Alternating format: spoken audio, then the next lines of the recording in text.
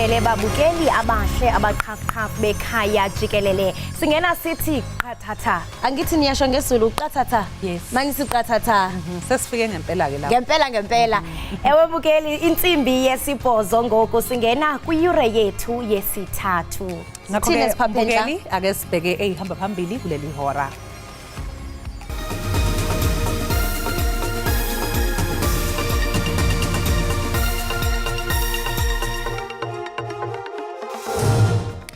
Abakwasidlodlo bathi benza uphenyo olunqala ukuhlonza imbangela yokushona kaThina Jumet Petition obeyilungu le-ANC ePhalamende. Igosa liyinhloko yasiqela lequmrhu losasazo loMzantsi Afrika i-SABC uMadoda Mxwake iminyaka yokulawula kwakhe emihlanu ifikelele esiphelweni ngomhla wama-30 kweyeSilimela.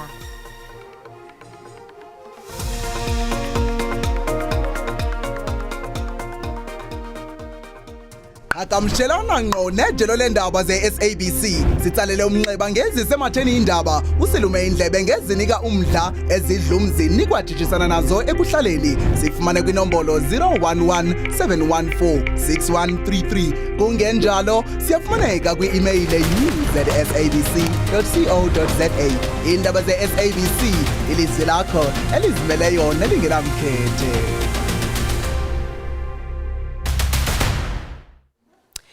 Amaphoyisa athi avule idokodo lophenyo malungana nokudlula emhlabeni kwelungu le-ANC ePhalamende uThina Jumet Petition. uJumet Petition obeyilungu le-ANC ePhalamende wabe ungqongqoshe kanti udlule emhlabeni ekuqaleni kwalenyanga eneminyaka engu-59.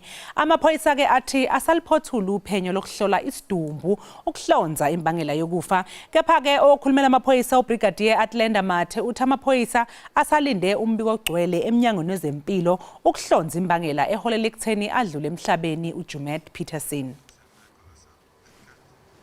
Igosa eliyinhloko yesiqeba seqela lequmrhu losasazo loMzantsi Afrika i-SABC uMadoda Mxwake iminyaka yokulawula kwakhe emihlanu ifikelele esiphelweni ngomhla wama-30 kweyeSilimela.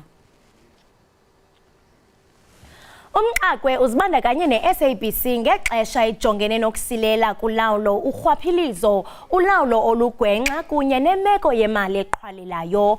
Kule minyaka mihlanu idlulileyo uMxwake kunye negqiza labaphathi basebenze ngokusondeleneyo nabo bonke abasebenzi kunye nebhodi ukubuyisela umva le meko imaxongo. Bebeka elijelo losasazo loluntu kwindlela yokuchacha nokuvuselela ukuthembeka kwalo.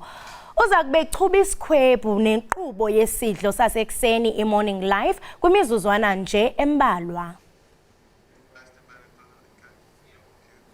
Ilungu le-Northern Alliance umnumzana uGary Fanikere kusamile kwelokuthi usengumengameli waleli qembu nakuba exoshiwe engqungqutheleni yokhetho ebingomgqibelo. uFanikere kusola ngokuthi umqulu wale ngqungquthela usayindwe abantu abangewona amalungu anegama elihle kulenhlangano kanti abanye basayinde ngomgunyathi.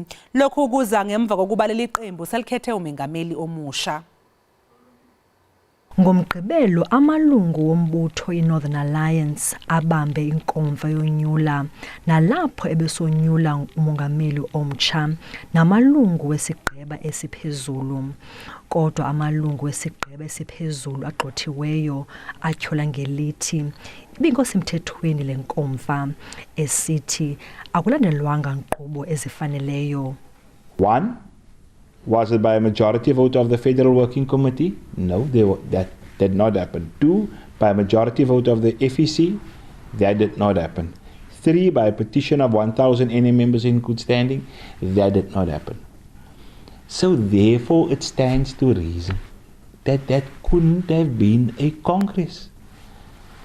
You don't even have to take it to court to prove it. No person in his right mind will believe that that was a Congress. Ufanike utyhola ngelithi alutyityanga ngamalungu aliwaka uxwebhu oluvumela oku. They sent us a copy of it. It's part of the papers that they filed at the time. And I think we've got a copy of it somewhere.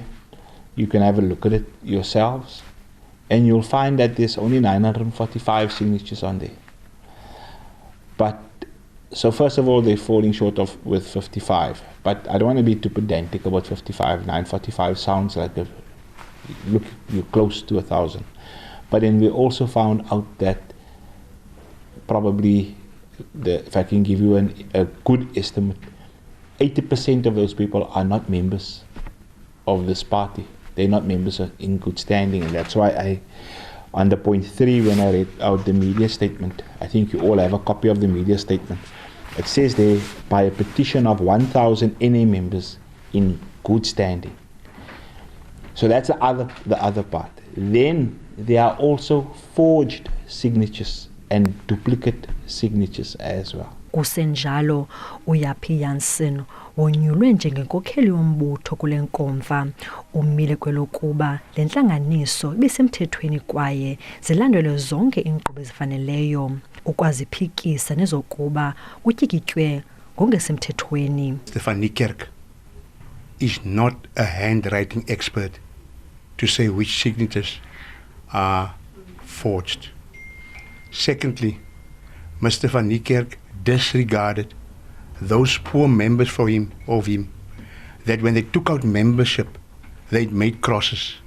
But now, when they want to claim their right by making crosses, he disputed their right to make a cross to say that they want a Congress. But be it as it may, there were almost 1,300 valid signatures on the petition. We did dismiss then the crosses and the signatures where people struggled to write their names. Our people were not properly schooled. They struggled to they can't sign. They print their names. Mr. Van Niekerk also disputed those signatures. We took those out, the crosses and the printed names, and still there were far more than 1,000 signatures of members of the Northern Alliance. Abahlalutyi bezopolitiko bathi izityholo zobuqhophololo besignatures zinomzaza kakhulu kwaye zinganefuthe kwindlela lombutho. Siyajonga imbalelwano athe wayikhupha lo kaVan Niekerk uyabonakalisa into yokokuba akakholelwa okokuba le nkomfa yenziwe ngokugunyazisiweyo nangokusemthethweni. Ngoko ke kulindelekile into yokokuba uzawuzisa umcelimngeni kuyo kwiinkundla zamatyala aseMzantsi Afrika. Na izawuthatha ixesha loo nto. I-Northern Alliance iphinde yabhengeza ukuba iceba ukutshintsha igama lombutho ibe yi-National Alliance ngenjongo zokungenelela kunyulo kulo nyaka uzayo. NdinguLerato Fekisi kwiindaba ze-SABC eGqeberha. Umphathiswa wezempilo uGqirha Joe Phaahla uthethelele umthetho sayilwayo we-inshorensi yezempilo yesizwe i-NHI esithi yiloo nto ifuna lilizwe uqinisekisa ukuba wonke umntu uyafikelela kwinkonzo yezempilo esemgangathweni. Lo mthetho uyilwayo upasiswe yindlu yowiso-mthetho kutshanje kwaye udluliselwe kwi-NCOP ukuze inqwale nayo. UMzantsi Afrika uneenkonzo ezimbini zezempilo. Icandelo likawonke-wonke elingekho mgangathweni elibonelela abantu abakumyinge wama-85 ekhulwini, ngelixa icandelo labucala libonelela abantu abakumyinge we-15 ekhulwini. Abasemagunyeni kwezempilo bathi le inshorensi kazwelonke yezempilo ayizokukhetha sinana kwabangathathi ntweni. We ask that the committee focus on the very vulnerable, individuals who are the majority of people in our society who need this care. I-NHI iphakamisa ukusekwa kwengxowa-mali eza kuvumela ukuba kubekho umthengi omnye nomhlawuli omnye kwiinkonzo zempilo. Abasemagunyeni kwezempilo bavumile ukuba oku kudale isankxwe. We do know that the funders are anxious, and we have seen the negative comments in the media space from the funders. And that's very obvious why they are more negative than the providers. Le ngxowa-mali iza kujonga bonke abemi boMzantsi Afrika kuqukwa nabafumene iimpepha-mvume zokuba ngabemi beli lizwe. Iimbacu, abasezintolongweni kunye nabathile abaphuma kumazwe angaphandle. Ndingululama Matya weendaba ze-SABC eParlamente eKapa. Undunankulu wase-Eastern Cape Oscar Mabuyane uphumelele ukuthola isivimbelo enkantolo sokuba i-SIU ihoxise uphenyo lwayo malungana nezifundo zakhe enyuvesi yase-Fort Hare. uMabuyane uthi nakuba esalinde umphumela wesibili wesicelo sakhe uzophosela inselele isinqumo sokukhonjwa indlela njengomfundi weziqu ze-masters. Sigqityiwe isigaba sokuqala sesicelo nalapho inkulubaphathiswa yephondo uOscar Mabuyane ephumelele khona. Uthe kwesisicelo oluphando lilinge lokumhlaza esidlangalaleni. Uthi SIU iphanda izinto bekungafanelanga iyaziphanda. In the circumstances, I grant the following order. The Special Investigating Unit is interdicted from enforcing Proclamation 84 of 2022, published in the Government Gazette number 47199 on 5 August 2022, insofar as the SIU has taken steps or intends to take steps that are directed at the applicant, pending the determination of Part B.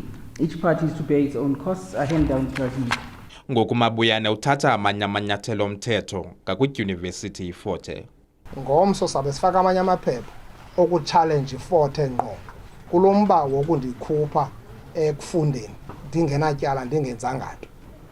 Kuba zange ndazibhalisa eFort Hare ndabhaliswa yiyo. Uba inengxaki zayo zangaphakathi ayinoyenza loo nto ingxaki yam ihambe icreate into ezingekhoyo kongathi kukwinto ze-fraud. Mna yonke imali endiyibhataleyo ndiyibhatale eFort ndinobungqina.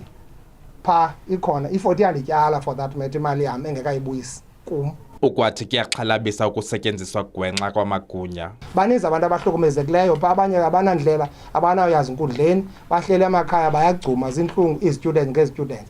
Loo nto kufuneka iphelisiwe. iFort Hare University ebaluleke kakhulu. SIU neFort Hare zithi zisasiqwalasela esi sigqibo senkundla. Abongile Yankees kwiindaba ze-SABC ePetition. Kwiindaba zamazwe ngamazwe abahlanguli bachithe usuku lwesithathu bekhangela inqanawe yabakhenkethi elahlekileyo eye yanyamalala ngelixa bethatha abakhweli abazizityebi kuhambo lokuya kwingozi yeTitanic.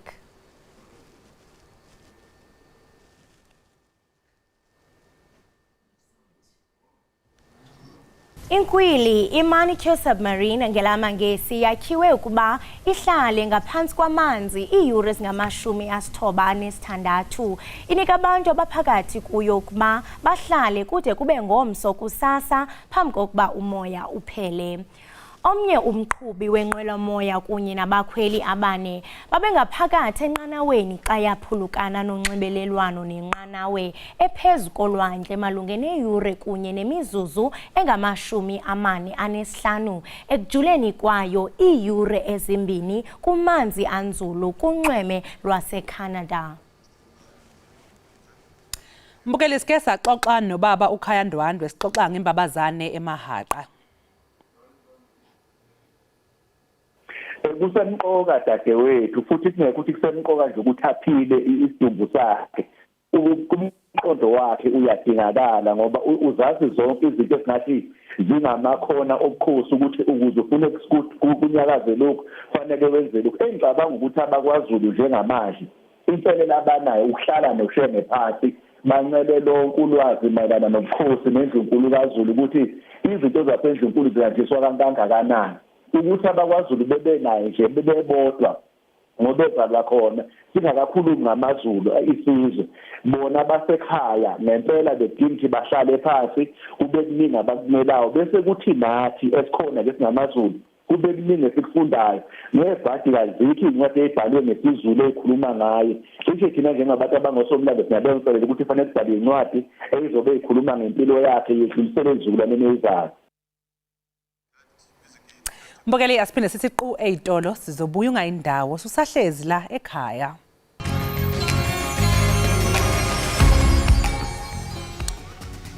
Siphinde sikwamukele mbukeli ekhaya Jikelele breakfast show ku DTT odabeni oluphambili besibika ukuthi abakwasidlodlo bathi benza uphenyo olunqala ukuhlonza imbangela yokushona kaThina Jumet Petition obeyilungu le-ANC eParlamente. Apha ke Ekhaya Jikelele siye siphume kaloku sikubonise indawo ngendawo. Omnye wethu ke inzwakazi uNadia Dambuza ukhe wandwendwela inkundla yomgaqo siseko kodwa ke into engumnqa kukuba ebengeyoxoxa matyala. Make sirhabule sifince kwinto athe wasixokelela yona. I-Constitution Hill yimuseum ephethe imbali yohambo lomzantsi Afrika ukuya enkululekweni. Le yayiyintilongo ikwayiyo nendawo efihla umkhosi. Kodwa ke namhlanje sibona utshintsho olukhulu apha. Ngoku seyisetyenziswa njengendawo yokuphuhlisa amashishini amagcisa ikwayiyo nendawo yolonwabo. Masike siyibone. Constitution Hill lusapho lwe-Constitutional Court. Abantu abaninzi bayayazi Constitutional Court, bayayazi bana yinkundla ekhusela amalungelo oluntu onke nje. Yaqona. So thina singumastande we-Constitutional Court because ilapha kwelikhaya lethu. Kodwa ke what's of importance about the site is the fact that a lot of political activists zethu were actually incarcerated here. So it's a place that's got a very painful history. It's a place that has then been used to be the opposite of what that history was. So apho amalungelo ayenqashwa khona, enyathelwa khona, ayakhuselwa on a weekly basis, on a daily basis, right? But more than that, it's also a museum. Strange and interesting museum because it's a museum where young people often flock to. And the reason for that is because the museum yethu as much as umuntu ezawufika abone itrongo abone omam Winnie Mandela omam Albertina Sisulu bebanjwe uzawuphinda ngenye imini aze kusithiwa hayi kukho exhibition, there's an art exhibition, ngenye imini aze kuthiwe hayi there's a debate, there's a symposium, abantu bayaxoxa. So it's a multifaceted site where not only tours happen on a day-to-day, but also conversations which drive society forward happen on a day-to-day basis. Khumbula kaloku mbukele Ekhaya bendithe ekuqaleni apha e-Constitution Hill akhona amagumbi abekelwe ukuncedisa ulutsha kwezobugcisa ukuze baqale okanye baqhubeke namashishini abo. Masambe. Sawubona, igama lami nguLondi Mudiko and I'm the Creative Hub Project Manager, and where you are is a building that houses creative SMMEs. In simple terms, it is office spaces that are affordable and that are meant to support SMMEs who are primarily focused on creative work. In-house, we have supporting organizations, and these are organizations ebeseziwenza lo msebenzi. For example, at the moment we have a company called Saki, and their main focus as a business is to develop creative SMMEs through market access and skills development. Masithi ke ngoku khona umuntu omtsha ohlele ekhaya ngoku omamelele conversation yethu. Angenza njani yena ukuze afikelele apha? So we have what we call the waiting list as well as the Creative Hub online community. One can register through a link, and through this link you will get information about various creative projects that Constitution Hill is doing, and you can see where you fit in. You can apply, for example, to participate kwi-market, which is called Curated, eyenzakala every month, the first Friday of every month. So even though onayo indawo, you don't have the office space lana, we have other ways of supporting the creative community in and around Johannesburg. So you can populate a form online and you will get Izindaba about what is happening at Constitution Hill, and you can also grow as a creative SMME. Apha ke mbukeli wami endimthandayo ndihleli noSisiphiwase oyena ke olichule lezokuthunga. Hello sis. Yebo sisi ninjani? Siyaphila Nkosi. Khasixelele ngale ndawo yakho. Siyabona kukho impahla ezimbheje ezinhle apha emva kwami. Masiqale eqaleni. Iqale nini yonke lento? Hey lakhe sicale asasitamcedza iminyaka lelishumi.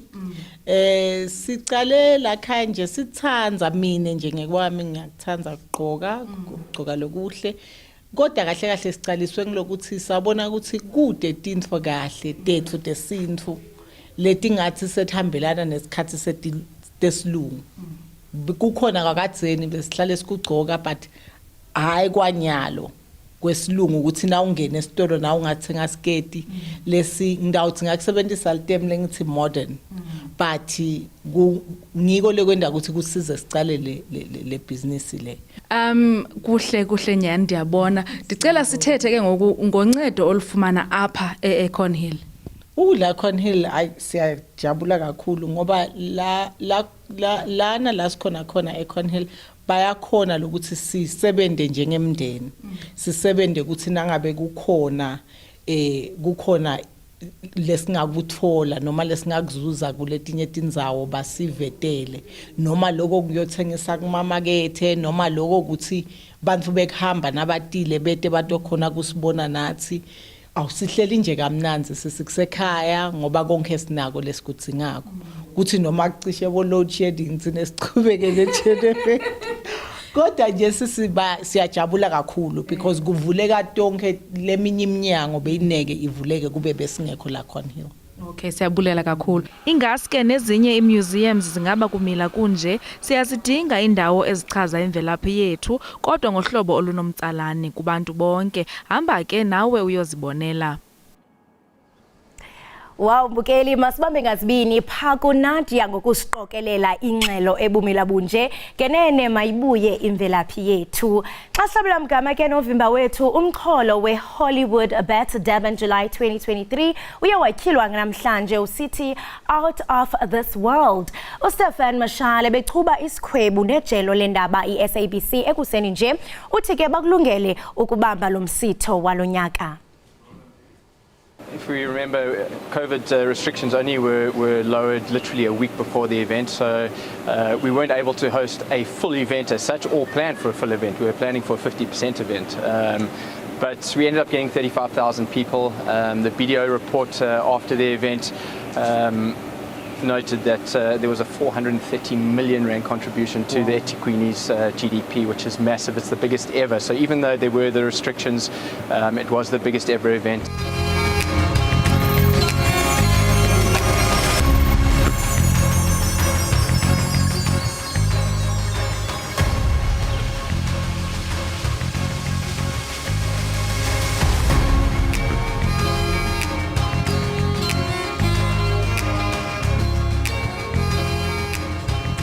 Siphinde sinamkele nisahleli nathi apha Ekhaya Jikelele. Njengangoku Mbukeli singena kwisiqendu sethu esithi ubusazi na.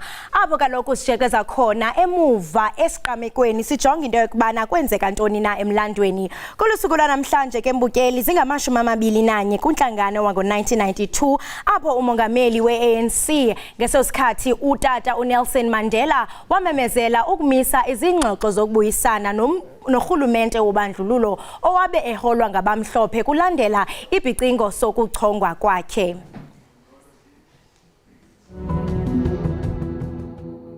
I instructed Comrade Ramaphosa that he and his delegation will not have any further discussions with the regime. Okwenzeka namhlanje amalanga naka-21 ngenyanga kaMgwengweni okhaba ngumengameli wehlangano ye-African National Congress ngaleso sikhathi uNelson Mandela wamemezela ukuthi uyokujamisa imkhulumiswano nombuso webandlululo wokulandela ukubulawa kwabantu okwenzeke eBuipatong. I-ANC yasola umengameli wombuso webandlululo FW de Klerk ngokungenzi ngokwaneleko ukuqeda imiguruguru esahleleko yathatha isiqundu sokurhoxisa imkhulumiswano yeCodesa. Indawo yemhlatlana iJoe Slovo eBuipatong yasahlela amadoda amakhulu amathathu ahlomileko ekuzwakala bona vele hostel ebizwa ngokuthi kukwamadala elokitjhini leSibukeng. Isichema samadoda la sahlotshaniswa nehlangano ye-Inkatha Freedom Party kanti laba basibona ngamehlo senzeka isehlakalwesi basisola ngokuthi simizamo yokulinga ukuqalela phasi imizamo yemkhulumiswano ekhabe iphakathi kwehlangano yombuso webandlululo i-National Party ne-ANC.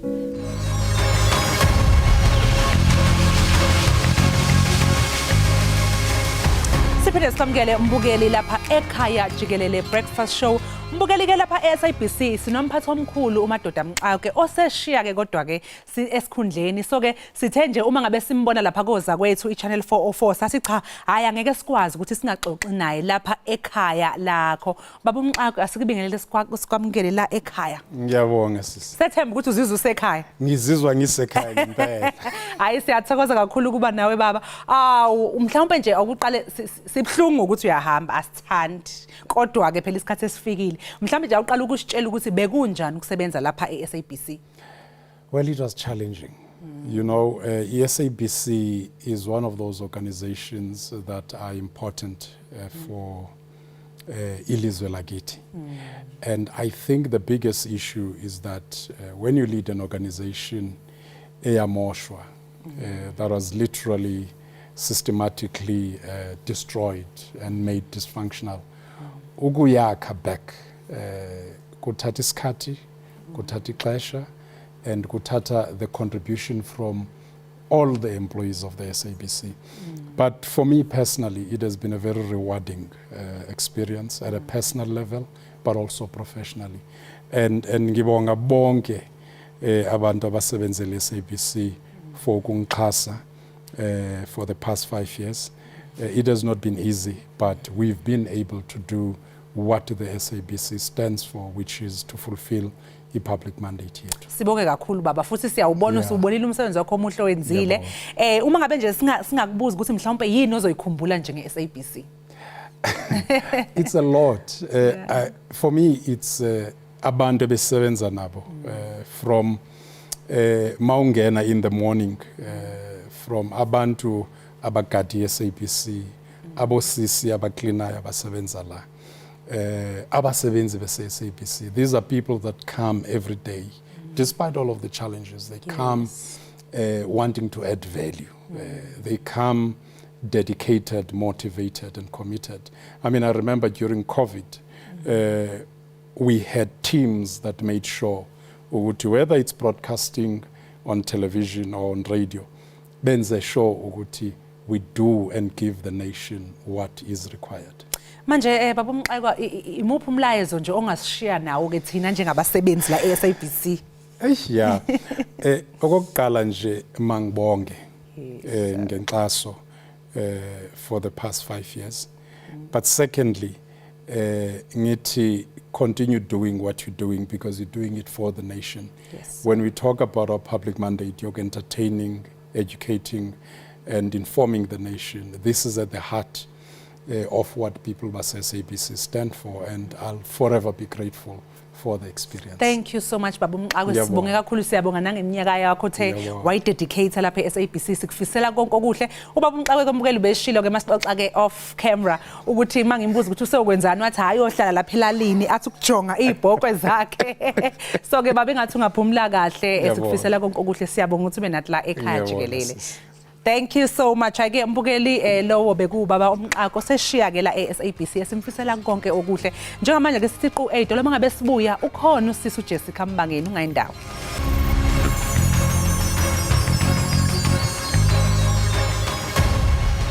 Enkosi ngokuhlala nathi nisabuke iEkhaya Jikelele apha ku DTD. Sizukulwana esimnyama sikaPhalo sibolekeni indlebe sigxile sigcinanise kwisiqendu sethu sikaZince Mkhaya. Apho kaloku sikubuyisele embo sifundisa ngezithethe amasiko imbali nomantlalo yakwantu. Namhlanje ke siza kuthetha ngempahla yakwaXhosa. Isizwe kaloku sikaXhosa esisaxabise ubuntu baso siye siXhosa isiXhosa esinganqanqwanga. Babe bahle bagqame bayokezele babe mbajambetshe ngemibhaco. Umengomtheke uyawucima umlilo njengoko nindibona into kubana nam ndi bright ndi right enough right. Umagubevo mhlesele khona kaloku osuka kwiKwantu Afrocentric design sesamkrwayisa into kubana asichubele ngokubaleka kwempahla zesintu. Magubevu siyakwamkela ekhaya Jikelele. Mntana omhle ayikho into egqitha ekhaya. Ayikho into egqitha ekhaya. Ndiyabulela kakhulu ngokuba nami ekseni nje ukuba ndizokwabelana nababukeli basekhaya Jikelele. Jikelele mntasekhaya siyafumanisa into kubana imibhaco izikhakha intsimbi yinto oba womkhulu bethu abebekade beqhayisa ngawe emaxhantini. Ingaba kuye kwakhala nyonini xa sibona abantwana bomgquba bevuseleleka xa kufika imihla yo Heritage Day? Kutheni nje ingeyonto yemihla ngemihla ukuqhayisa ngempahla zesintu? Kungenxa yezifungo ezenziwayo into nayo esazithathela phezulu. into yokubana siyakubafundisa sibafake kwizikolo ezithile abantwana bethu sibafake kwicawa singene kwicawa ezithile eziye zatyeshela ke isinxibo sethu baze baza nezabo ngenxa into yobana be-reindustrialize themselves so yonke le nto ke it's all about ubutyebi so ukuzingca kwethu ngamasiko nezithethe nokuba inkcubeko yethu siyithathele ingqalelo yi-business nakwabanye abantu ngoko kumele nathi ke namhlanje siphakame esikolweni namhlanje kube khona a touch of African, not even a touch of African kodwa the African regalias should be taken into the space where apho sikhoyo sikwazi ukuthenga xa ugqithisa imali yakho uyazi uba ugqithisa imali yesiyaca ugqithisa isiqweqwe ugqithisa special uyayiva esikolweni i-uniform zethu zingaka kunjanje zi-patterns ezizezethu zemibhaco kodwa namhlanje ziguquliwe yaba i-gym dress kanti sisibheshelo mntana omhle sisibheshelo ndifuna ukuza kanye loo nto kuba udla ngokutsho into yokubana your heritage is your commodity njengokuba ke unguJessica Ngibangeni usoloko kaloku ubhinqile uba ngaya apha kuba ngasa ubhinqile and abantu abaninzi bazawuthi kutheni nje usoloko uqhakazela mihla yonke why didn't you conform to the societal standards bana hayibo unganxiba mhlambe i-two-piece yakho kanye usleye uthintini this is slay to you kum ezintlanti ngamaxhanda asekhaya bubutyebi bethu zinkomo zasekhaya so umakhulu wam wayethunga yimali endikhule ngayo ngoko ke ndiye naqonda ubana xa ndinexesha loba ndibheke ezizweni izizwe ezingenayo le nto ndinayo kungcono ndibathathe ndibathengisele yona ndibanikeze yona ndibancamise yona ngoba ndiye ndafumanisa uba nalapha ezizweni phaa kwii-universities zabo bane-anthropology books tyhini zabo zibhalwe zonke so ndenza laa collection so xa ndithetha ke ngoku ndithetha ngeqhoboka ndithetha ngolwimi lwengwe ndithetha ngembali eyabhalwa ngoomakhulu beyixelela abantu abamhlophe bona bayithatha bayifaka kwii-archives basithengisela namhlanje bayifaka nakwii-universities into yobana masiyibhatalele so loo nto ke nenza into yobana oku ndikwaziyo noku ndikuvayo kuxelelwa ngoChevlane osithubeni izinto endikhula ngazo mandizithathe nam ndizifake engqondweni futhi ndithethe ngazo ndichubelane ndabelane ngabantu ngolulwazi uyazi into yobana xa uthenga lebhekile nguChevlane lo Chevlane usaza kanye kuChevlane nathi kaloku senze sambethe nathi siqhayisa ngamaxhanti oba womkhulu ndiyafuna into yokubana ugca wam uMamtshali angene into amhle yona ndiyayoyika kunanjalo ndiyafuna into yokubana njengokuba ezongena uchubele ababukeli bethu njengoko nam undinxibise ndayintombi not intombi ke kodwa intombi nto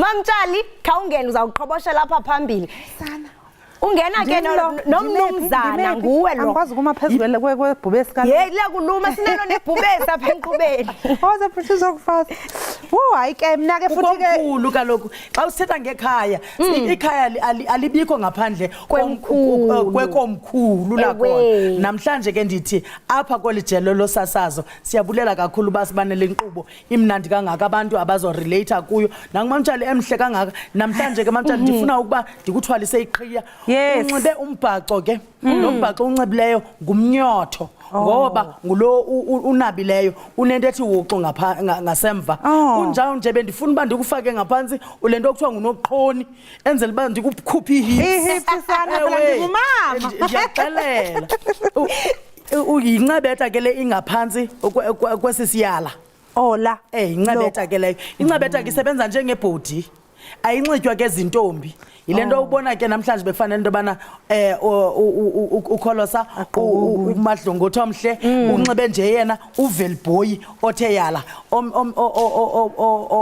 sifihlile ke apha ngoba siphambi kojelo kodwa umthetho wakhona fanele bandihamba ngawo athe athi qoko akhomba abafana yinxili ke le bag ewe inxili ke uyayifaka i-ayinetshisayo apha uyafaka amarhewu uyafaka isonka uzihlanganise zonke azichasananga zihlale apha i-ayinetshisayo ke yile okhweleta xa ubona uba umntu wakho uyahamba ukhuphe i-ayinetshisayo eduze ingalokho ngiyoyicinga kude injalo hayi cha inhle sana futhi ke mina ndiyaqala phela gqoka lezi ezakwaXhosa ngijwayele waye kwaZulu nawe ngoba ngoku bekuyothe emcimbini uvele uthi hayi ngisangavela phela ikitengisa siyadiversifya ngoku yintsiyane ke elibhaye elincinci silibeke apha kuthiwa ke lusana line resemblance yosana lolu ewe so insiyalo fanele unayo mamtshali ngoba thina abantwana siyababeleka sibafaka iprem xa ungumama shove emhlanje ewe yiyo lento le nansika le outfit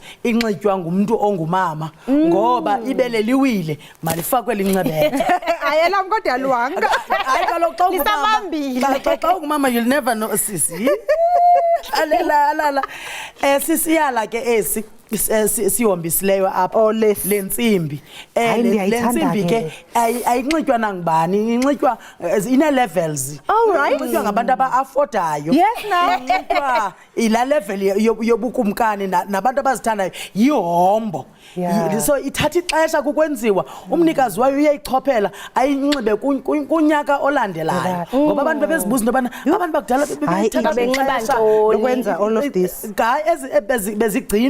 bezigcinwa phaa kuvimba ngizikhutshwe ngamaxesha athile asikwazi umshiya notata phayana sinalo igubevu apha ugubevu lemvelo utibujiyana unxibe isishuba ke ootata bebenxiba izishuba banxiba izishuba utata akayishike inxili bethuna uyayibona uba irhasiwe inamadiliza kuyacaca uba unamadikazi amthandayo ngoba kaloku ootata bayirhasa intsimbi bayayirhaselwa bububele zezaa nto zenantsika zoba kuthiwa kuyabhejwa kubhejwa ngeentsimbi babheja ngeentsimbi ewe uyayibona ke umfana okokucaba uyathandwa zintombi ngovelboy mfondini iimbambo zakhe ngeke zihlale kumele uyatyikimba kunjalo nje kumele atyityimba xa ntsazombelela xa sinongelemba nalulwimi lwengwe nasi siqweqwe yihombo yonke le into nayo makhe ndimthi ntonga akasibona sekakhayityikimbe tyikimba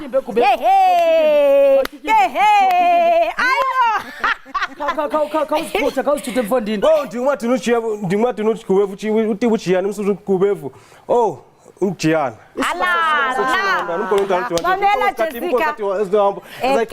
zayishiya nengcambo siyabulela kakhulu umama uJessica Bhangeni sifuna nje usivalele 30 seconds sibhabhayisa ababukeli bethu ndibhodla nje madoda ndihluthibele la magubevu ndibhodla nje kaloku ndikhula ngokundivumayo ndibhodla madoda ndibhodla ndibhavumle kudideka ingwevu nengwevukazi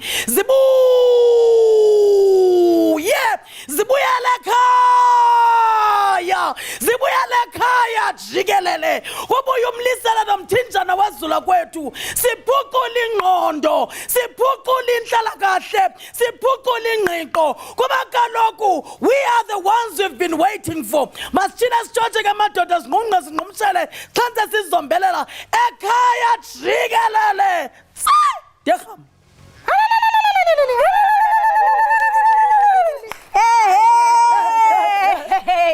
hayi ke babukeli bekhaya Jikelele siyiqola siyiqonqotha ngolo hlobo sithi yerhama uthini wena bamtshali hayi ngithi nje mina siyabonga sisi Jessica thank you so much for coming babukeli siyabuya kusasa ngehora lesithupha sibonga kakhulu banani nisale kahle